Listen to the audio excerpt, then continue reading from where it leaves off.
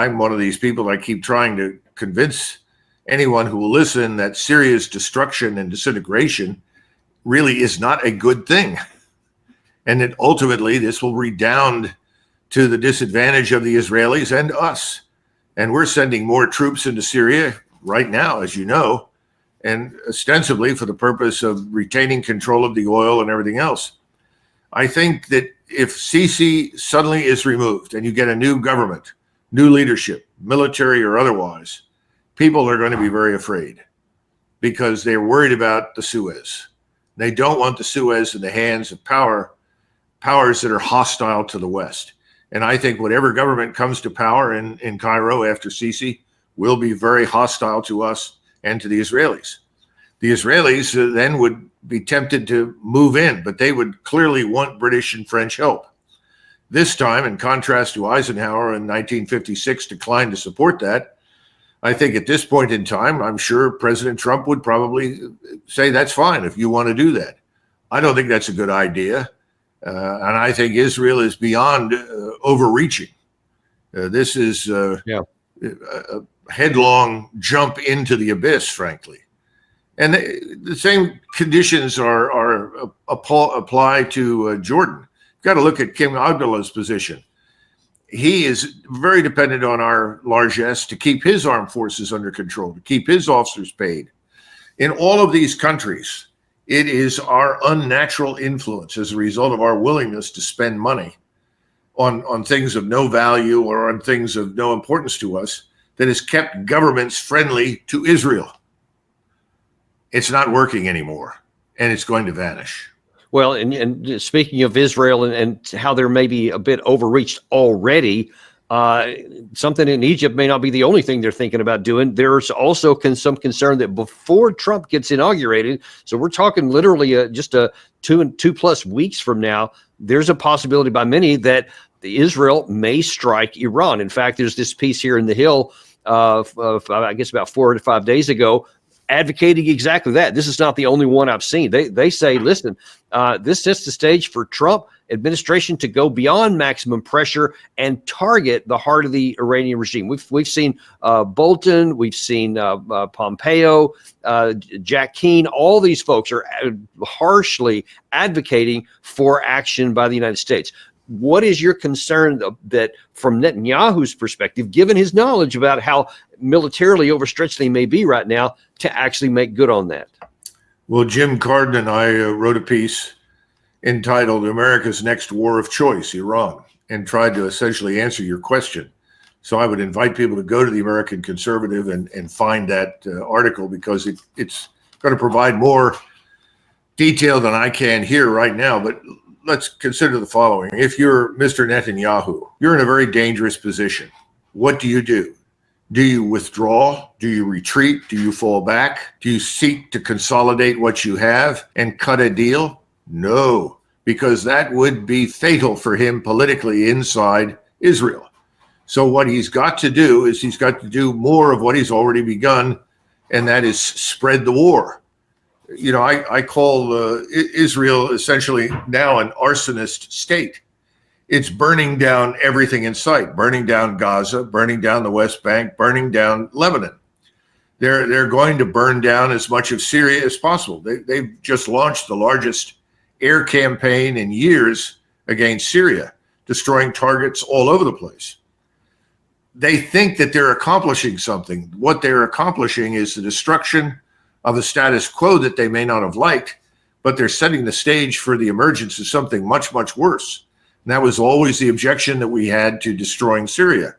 Whatever you didn't like about Mr. Assad, next to the people that were positioned to replace him, he looked like Santa Claus. And right now what you've got is a very dangerous group in Damascus. And by the way, they report to Mr. Erdogan. So effectively, the Turkish border has now been moved several hundred miles to the west to the Israeli border, wherever the Israelis are. And by the way, Mr. Erdogan has spoken very publicly and made his argument repeatedly that the Israelis cannot have any of the spoils of this war.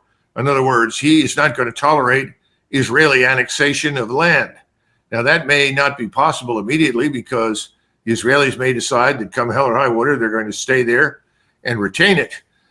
But this is not a good thing for Israel, because Israel thinks that by destroying Syria, they've opened the pathway to attack Iran without interruption or disruption. They may discover that Syria now is even less hospitable than it was before. And I know that the Turks are planning on bases in and around Damascus to include substantial air and missile defenses. None of that is going to be good for Israel, in my judgment. So I think he has to say, do I wait for President Trump to show up? Do I risk the possibility that President Trump looks at this disaster, finally realizes it's a catastrophe, and says, I don't want to play, I really want a deal? Even though the probability of him getting a quote unquote deal at this point in the region is pretty slim.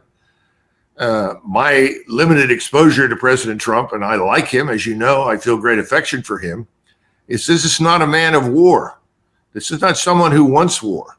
I think Mr. Netanyahu knows that. So if you're Netanyahu, what do? I think you pull the trigger and get into it now. The same thing applies in Iran. I think he's worried that the Iranians will have nuclear warheads that can be mated with missiles very shortly, in which case Israel's monopoly on nuclear power ends very quickly.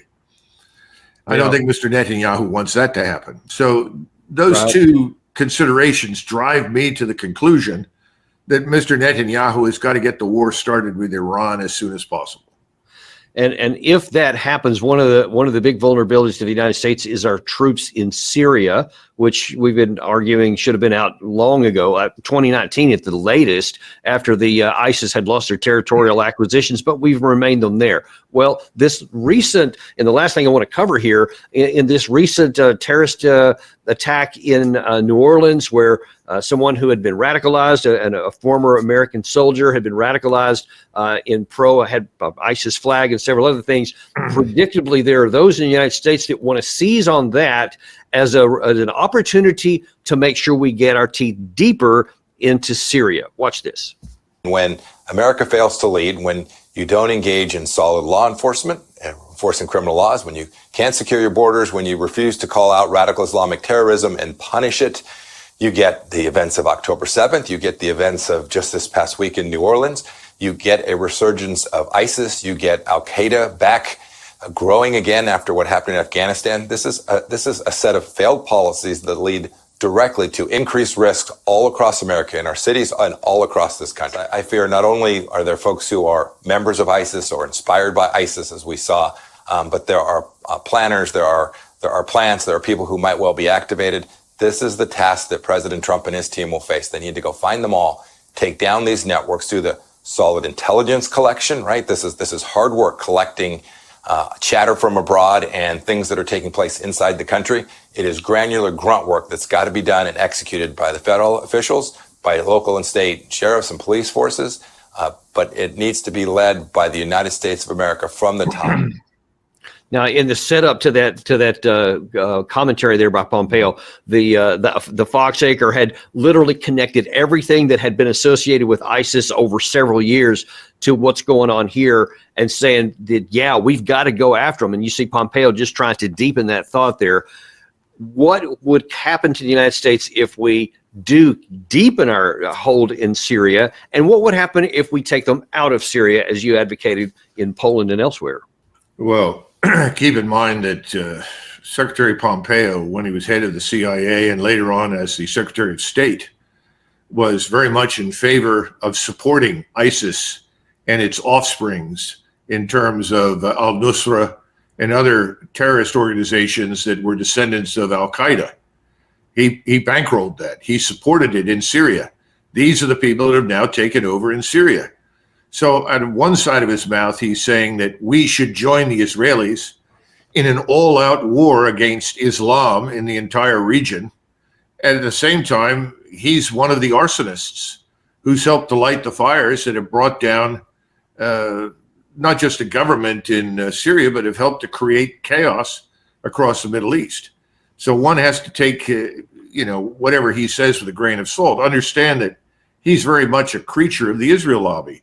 He's a recipient of enormous quantities of money and donations for backing everything and anything that is what Mr. Netanyahu wants, war with Iran and so forth. Finally, there's no understanding of the consequences of our actions. What we've done in Syria, what is likely to happen in Egypt, and what will precipitate the war with Iran, that whatever the Israelis come up with, ultimately we're going to end up in a situation where millions of people are going to be harmed. There's going to be enormous damage done to us and as well as to Israel. Israel may not even survive this because the hatred is just overwhelming at this point.